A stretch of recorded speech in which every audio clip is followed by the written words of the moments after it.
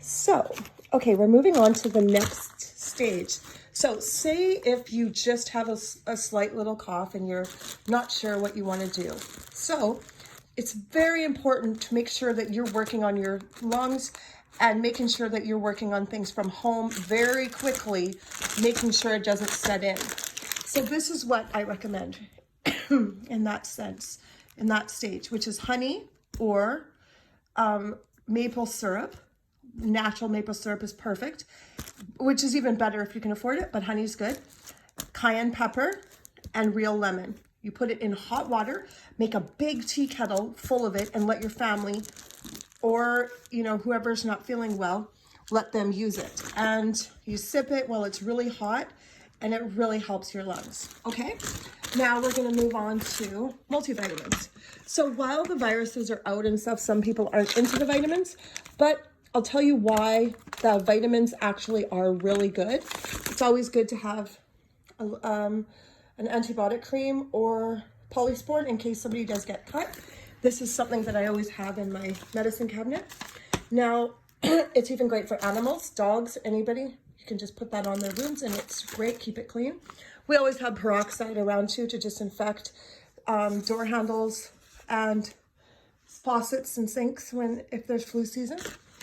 Okay, so the multivitamins. I'm really liking a multivitamin. A good multi is nice. Vitamin C at this time right now is wonderful. I recommend 2,000 milligrams or 1,000 depending on if it's a younger person. You know, a couple times a day, maybe you can split it up and take 500 or 1,000 or 2,000, whatever you think is good. But this really helps fight off flus when you're actually having the flu.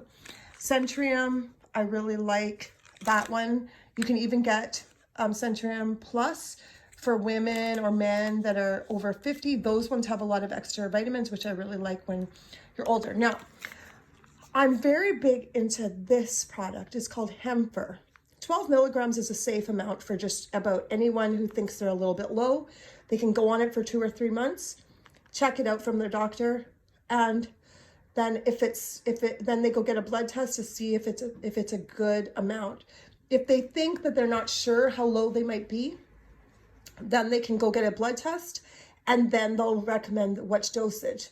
But if you're not sure, then you can just try this one. I'm also very big into inhalers. I think it's very important to have them.